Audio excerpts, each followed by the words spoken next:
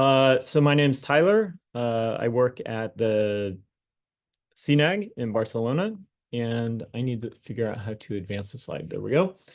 Um, so I lead a genome assembly and annotation team, but within ERGA, I'm also helping to coordinate a lot of the other assembly teams so that we can deliver, a whole bunch of gigabases of genome span for the BGE project.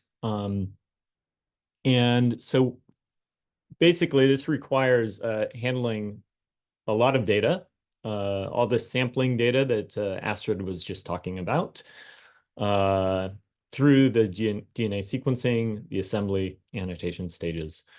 And this has to be done in a context of a continent across Europe, and we have sequencing centers to the north, to the south, in the middle. And the work is highly distributed, and the expertise is highly distributed, and the samples are coming from all over.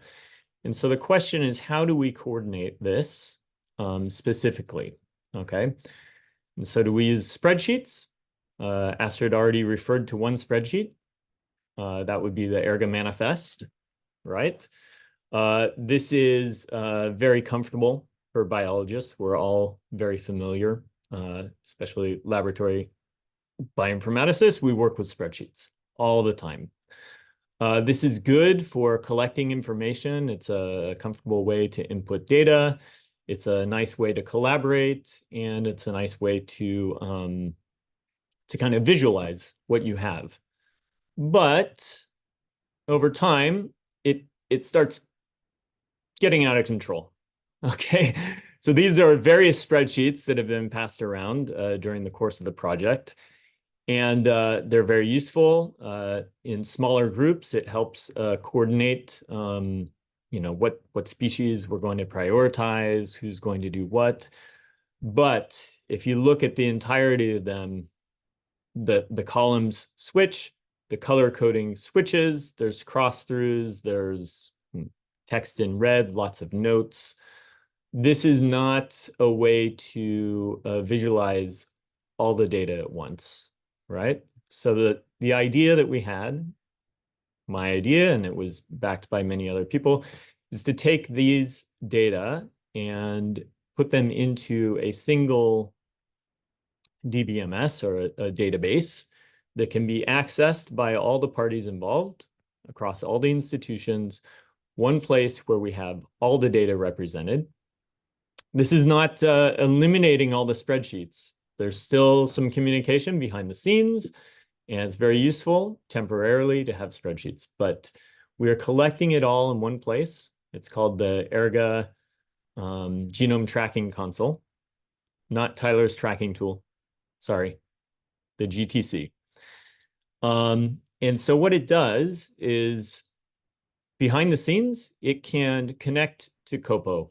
It can import all of the sample data that has been submitted and approved by the approval committee, right? It can connect to GOAT, so we can send them our target list. And in return, we can get from GOAT a lot of the genome characteristics that GOAT is very good at collecting. And so we can pull in the estimated genome spans and karyotypes, these sorts of data, so that we have it alongside the species that we're working on. It can connect to the ENA and figure out what's been submitted and what is left to be submitted. This is more important for us to figure out what needs to be submitted, okay, what's lacking. The public data portal that's being developed for these projects is very good at showing the public everything that is finished, but we internally need to know what needs to be done, where is it, how can we push it forward. And any of the other actors involved, the sequencing centers, can also interact with it via the REST API and upload information on runs. The assembly groups can upload information on assemblies, and this can all be automated. But some people still like to enter things manually, so there's an admin interface for entering the information manually.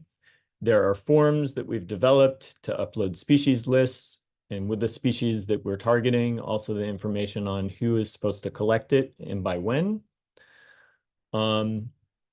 There are interfaces for managing the genome team. So the sequencing centers, who's going to sequence it, who's going to assemble.